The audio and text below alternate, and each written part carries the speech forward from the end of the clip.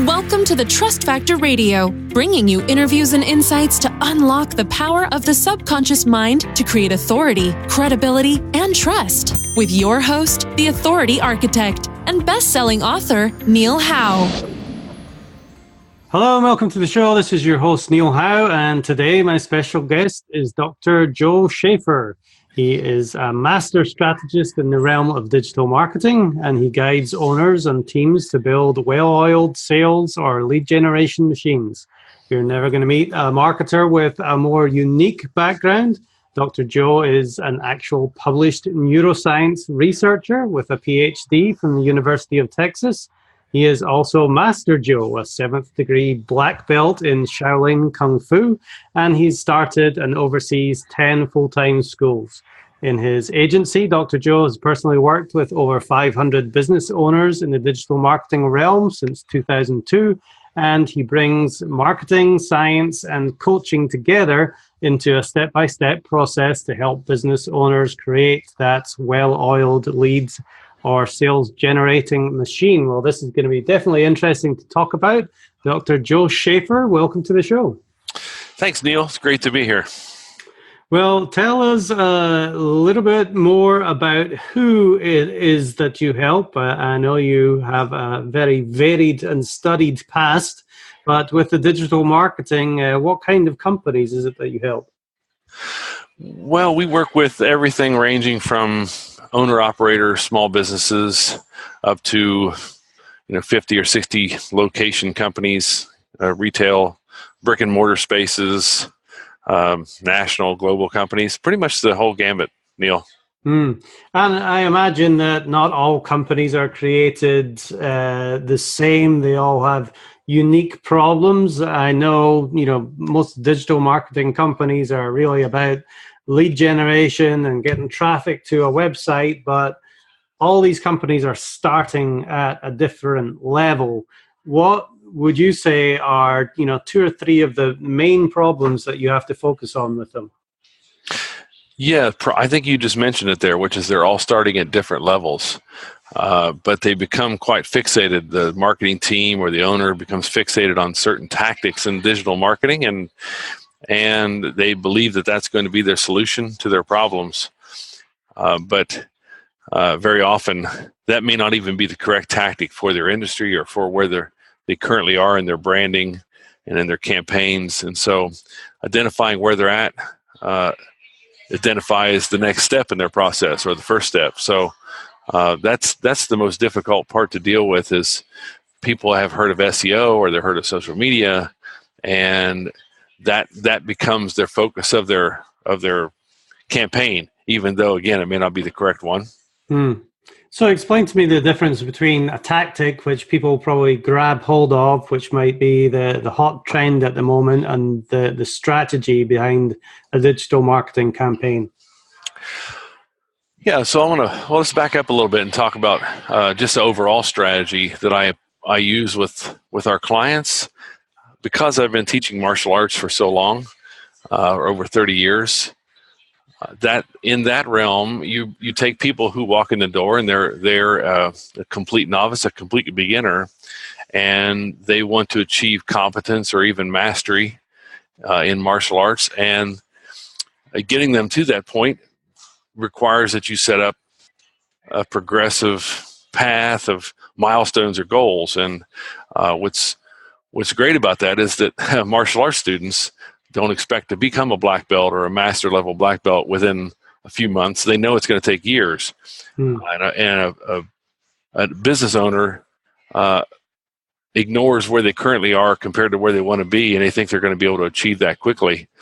But they may not have their marketing message, their brand message worked out. They may not have their unique selling proposition worked out. They may not be conveying any of that in their website. And yet they come in saying, I need to do pay-per-click.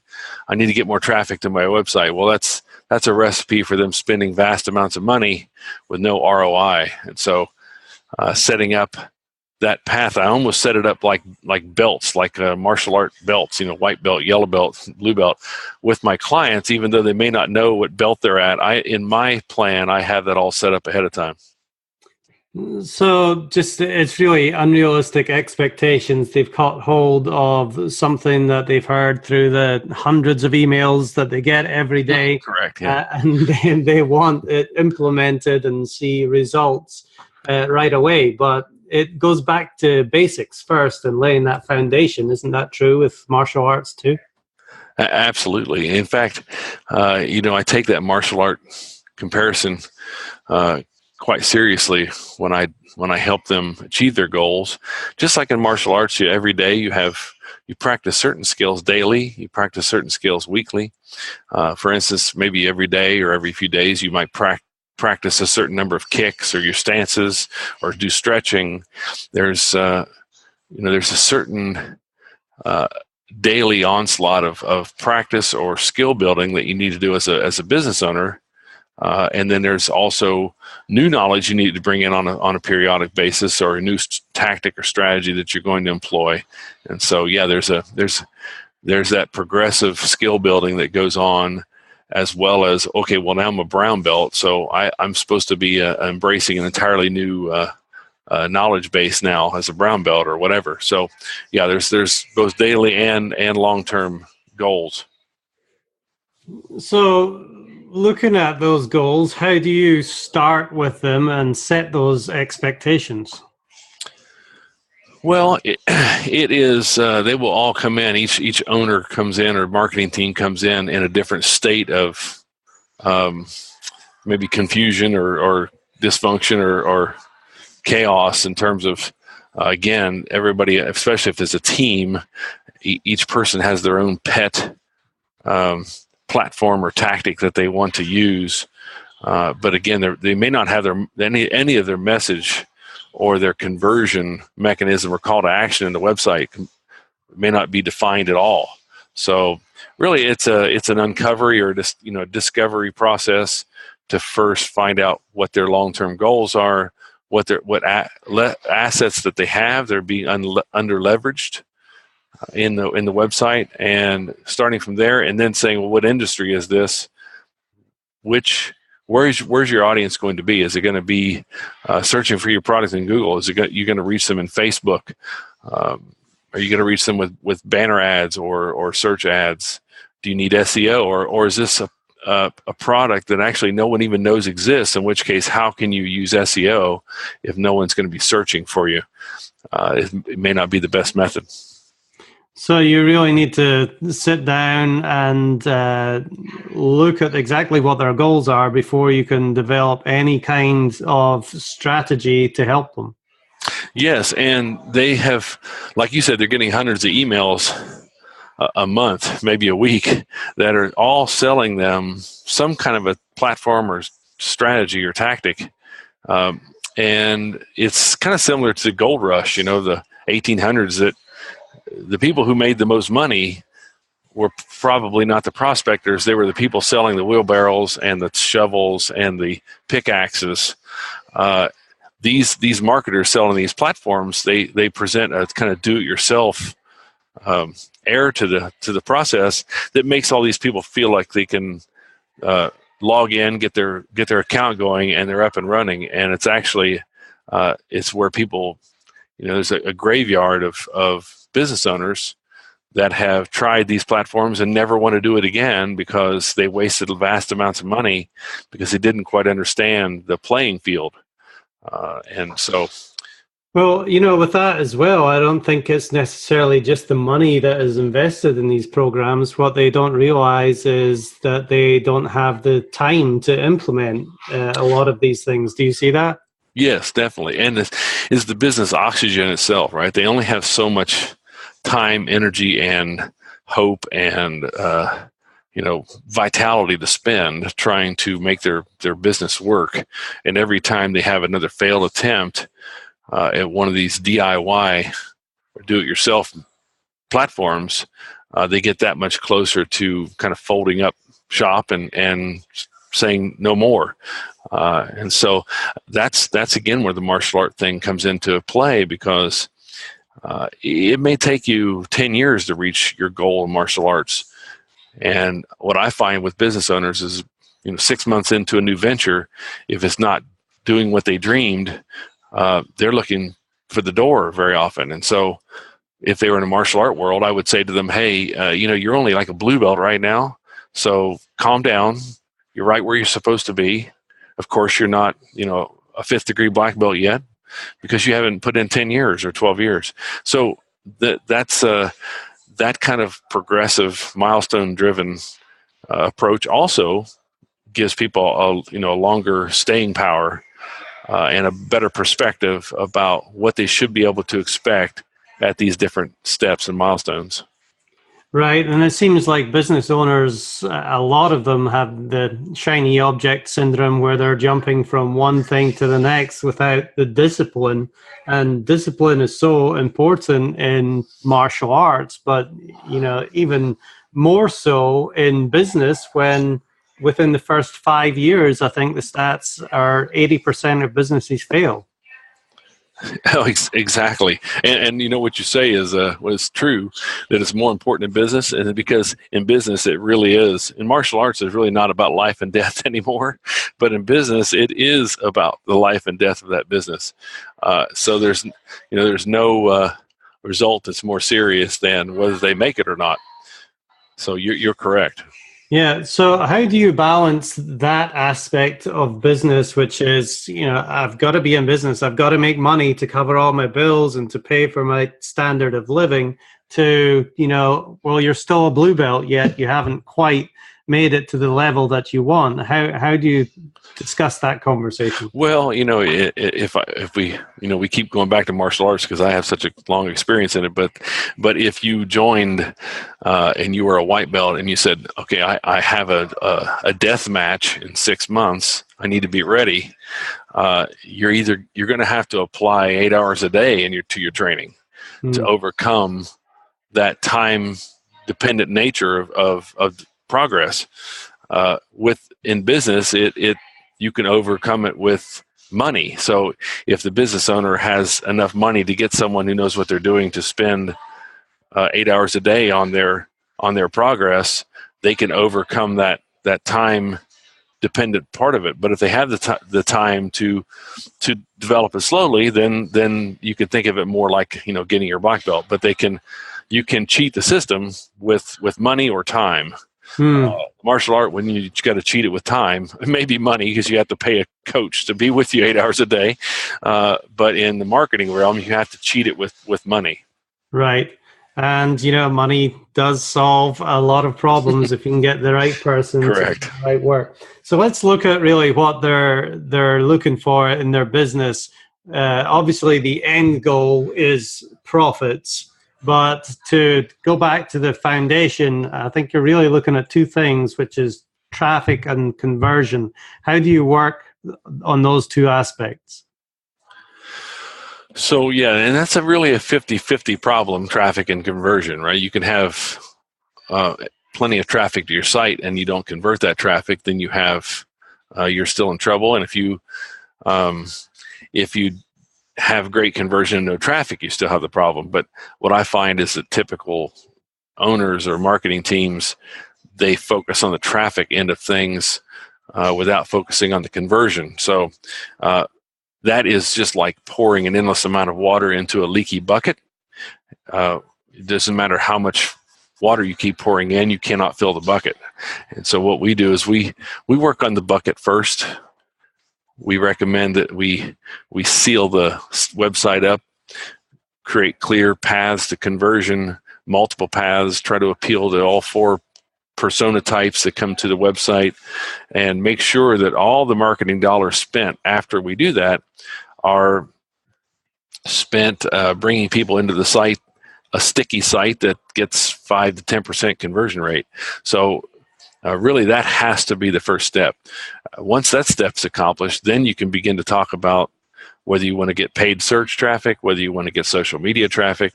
And I usually recommend some type of search traffic as the first marketing test of your now less leaky bucket, because you can buy the exact traffic you want. You want to know what keywords they entered,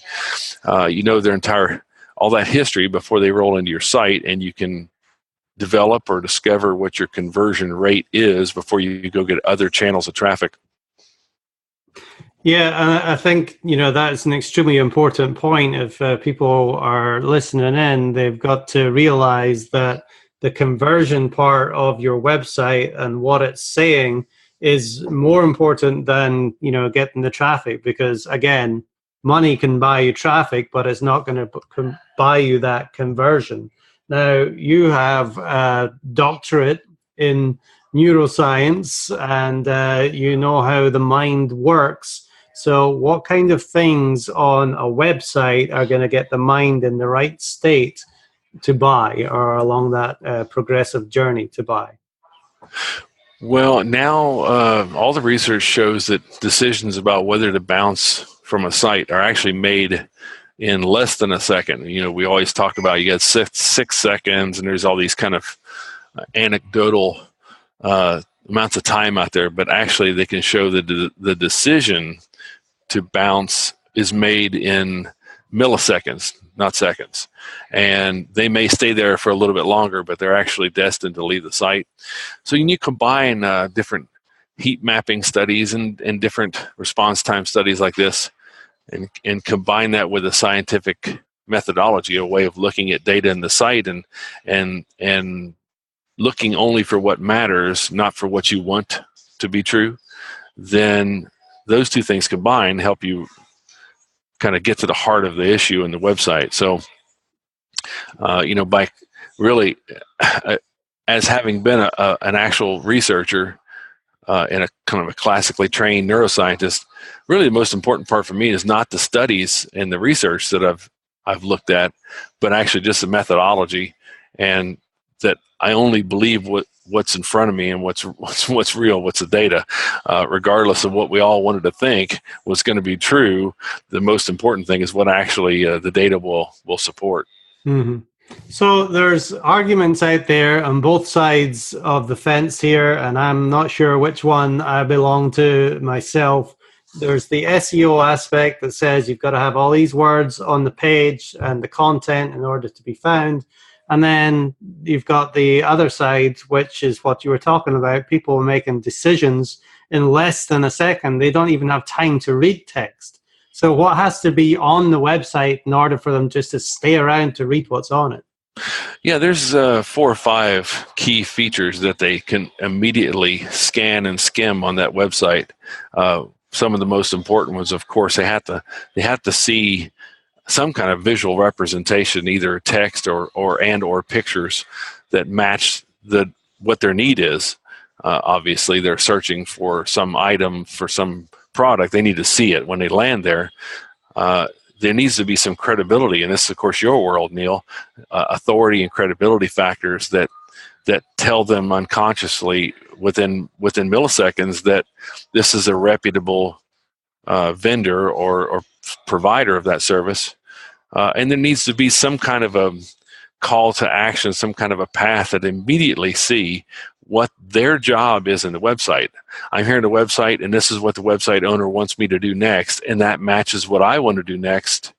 All those things are positive signals to stick around a few more seconds and check out the site. What I call trust triggers. You're looking for things that convey trust right away. Lots of emblems from industry awards or things like that are going to catch the attention, just to have people stick around for a little bit longer. Yes, so, and a very, very direct and clear action step. Because we all know websites can just be piles of data, and we might be sitting in front of a pile of data type website and have to spend the next half hour trying to find the one thing we're interested in.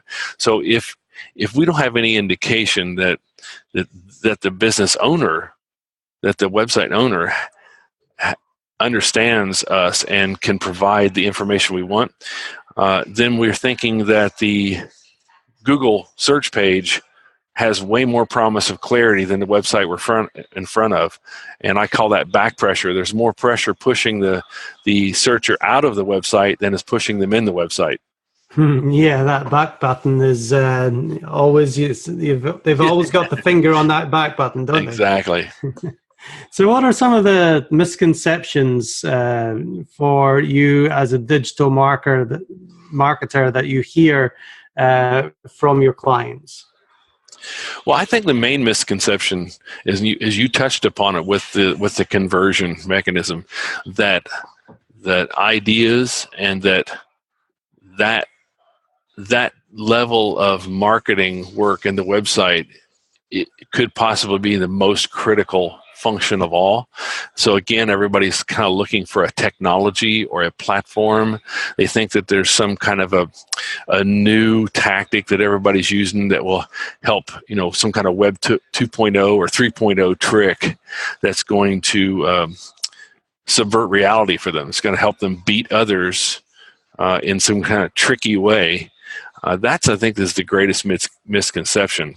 Mm-hmm. When it's actually just good old-fashioned thinking, creative thinking about the website, and some marketing discovery, and stepping into the shoes of your visitor to the site. And all that stuff's kind of, soft and warm and fuzzy thinking for some website owners. They don't believe that the answer lies there, but very often that you mentioned whether conversion might be the most important, and it absolutely is, because if you spend $100 to bring 100 visitors to your website and you only convert, let's say, 3 of them to a lead, if you want 6 leads instead of 3, now you have to spend $200 to double your leads. But if you instead can double your conversion rate, then all you have to do is spend $100 to get 6, and that math can turn around quite quickly if you have multiple sources of traffic coming to your site. That means all of the sources perform better when you have a higher conversion rate. That's right. And, not all traffic comes from the internet either, or can be bought. Correct. Some of it that's exactly correct. Word of mouth and networking events or whatever it might be. They're definitely going to find out more about you once they hear something about you. I agree. And some of the biggest winners, some of my clients who have capitalized the most on this, are ones that use a large amount of traditional media still, TV, radio, newspaper. They use digital and they use traditional. And when we win in the website, we win big, because they're putting the real world money into multiple ways of getting traffic to the site. That's it. And, like I said, people are still going to go to your website to find out more about you, whether it's from TV, newspaper, or whatever that might be. Yes. Let's talk about the actual prospect and trying to get into the mind of the prospect. When the prospect lands on the site, they generally have a need or a problem that they need to get solved. How do you talk to that specifically on these websites? So yes, they have a need, and I refer to it as 2 ways. There's a long-term need and there's a today need. The long-term need is if I'm looking for a financial advisor, then my long-term need is I want to build a retirement. I want someone to manage my retirement funds for me. But the today need is often completely different than the long-term need. The today need is informational, like, what are some of your case studies, or what, if it's let's say if it's some kind of a service, what are your prices? The price, wondering what a price is, probably makes up 50% of all today needs in all websites across industries. And so being able to answer some of those today needs puts you in alignment, keeps the person in the site. The long-term need, of course, has to match, or they wouldn't stay in your site at all, because you don't provide what they need. So that's the mindset they walk into the site with is trying to answer those two questions. And then, of course, the credibility is factors, the trust factors they see, tell them whether they're going to find you credible or not. And then that's what I call an everybody button. There needs to be some kind of a button, some kind of an action item that matches their today need, and will help them solve that need. And then everybody clicks that button. Of course, not everybody does, but the highest percentage you can get. And that's what creates a high conversion rate. Okay, so talk about that today need a little bit more. Is that something like just more information, a free report? Well, see, and that's a lot of business owners will say, well, look, I want to just give them a white paper or a free report on something. That's fine, but that free report had better tap into their deepest need, the thing that just makes their hair stand up in the back of their neck, or you're not even going to get 5% conversion rate. And so, for instance, let's go. We talked about, I have martial arts schools. My martial art websites get around 18 to 20% conversion rate from landing on the homepage to me getting their grabbing their information, email, phone number, mailing address, and what program they're interested in. And so I know that once they look at my website, they see pictures of happy people in uniforms, punching, kicking, things that they want to do. It looks trustworthy. Everything looks good. There's only one question left in their mind, and that is, how much does this cost? And maybe what's the class schedule? So all over my site, it's simple. I offer that out. I'll send you this in 5 seconds. So their deepest need is, what's this going to cost? And now not every industry is that, or not every owner wants to offer out the pricing that way. But you can try to get as close as you can to their deepest need. And many times, especially with coaching and consultants, you really need to have that conversation before you can Exactly. throw out a price. So it would be different. But I guess the next step is to have a call to action for that consultation. Yes, and them knowing that information is coming downstream somewhere to them. They're going to get that. You could even create a document where you say, my prices are from this to this in the document. And not to sound cold, but actually that document comes out after you've gotten their lead. Mm-hmm. So you're going to give them exact range of prices, but they don't know where they're going to fall in that range. And as long as that range is still acceptable to them, the bottom or top of that range, then you haven't lost them as a client, but you now can get the call. And whatever business owner kind of has the guts to ask for their information is going to be the one that gets the call, the one that gets the appointment, and hopefully get the client. Excellent. So talking about clients, let's hear about some of the case studies. I know that you say that your average client stays with you for quite a long time, so they've obviously got to be seeing some success.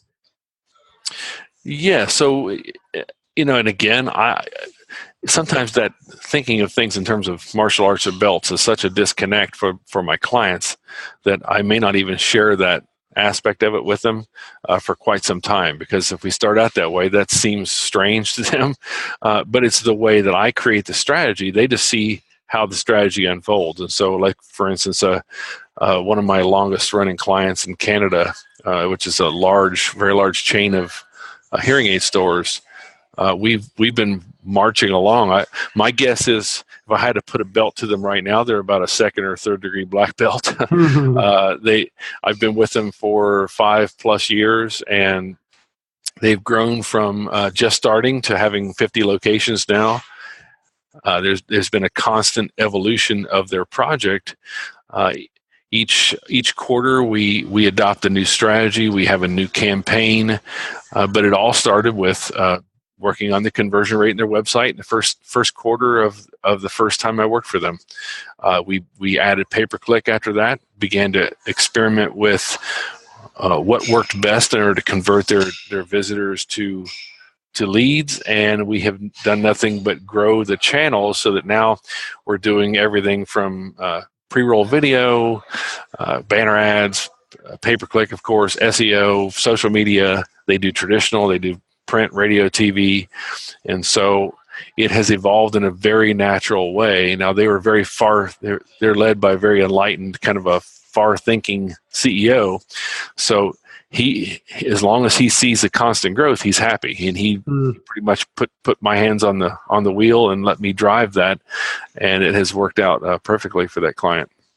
Right, and I've read a story recently about Jeff Bezos and just the way that he thinks about his business, and he's thinking 20 years in advance. He's not thinking about tomorrow all the time, which I think is definitely the recipe for success there. So, getting that strategy in place and being able to build gradually on it, like the belts that you talk about in martial arts, is the way to success. That's a perfect setup, Neil, for me talking about martial arts, because you're right. I mean, when you're training in something like that, like in martial arts, it is a long-term, decade or decades-long journey, but you have to make daily decisions, and you have to plan that work. If you don't do something daily or weekly, you're not going to reach those goals. So it's a daily battle, but the success is years away. So you have to have your sight on the future. Great stuff. Well, Dr. Joe, we've definitely covered a lot today, a lot of great information. If there's something that we didn't touch on that you'd like to mention before we go, what might that be? No, I think this has been great. I've really enjoyed combining these two things together. I haven't told many of my clients they're even on this plan, but it's certainly underneath of the unwritten plan in my head for them, and it's a very long plan. For instance, if you're on the 10-year plan, you think differently than if you're on the I had to succeed in 6-month plan. So when someone comes to me and they're disappointed because they haven't achieved their goals yet, and I find out they're only 6 months in, what I want to say is, hey, you're only a blue belt.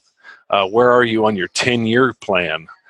That's if you keep at it for 10 years, I guarantee you will achieve whatever you're looking for, whether it's business success, whether it's personal development, whether you want to be a thought leader in some area. You will be there if you stick with it for 10 years. And so that's really the thrust of all of my work. And that's so many people's problem is they just quit before they reach the top. But sticking with it and having that discipline is definitely a trait that more business people need. Well, Dr. Joe, this has been awesome. If people want to reach out to you and get more knowledge and advice from you, or have you look at their business and the strategy that they have, what is the best way for them to do that? Well, you can visit my website, motility.com, motiliti.com, or email me, joe@motility, motiliti.com. And it sounds like there is a book coming with these black belts. Is that something that you're working on? Yes. Because everybody is so familiar with the martial art world and belts and everything, I decided to go ahead and kind of lay this out so people can work from the end, like Stephen Covey says, work with the end in mind, work backwards from their goal and create their own milestone kind of belt plan for whatever it is they're trying to achieve. Well, we'll definitely look forward to hearing more about that when it comes out, and good luck getting that together. Thank you. Dr. Joe Schaefer, thank you very much for being my guest on the Trust Factor Radio today. Thank you, Neil. It's been great. And to our listening audience, if you like what you hear, hit that like button and share, and we'll see you next time on the show. You've been listening to the Trust Factor Radio with Neil Howe. To learn about the resources mentioned in the show and to listen to past episodes, go to thetrustfactorradio.com. To get a copy of the book, The Trust Factor, go to thetrustfactorbook.com. If you are ready to act now and build your authority, credibility, and trust, schedule a consultation with Neil at theauthorityarchitect.com.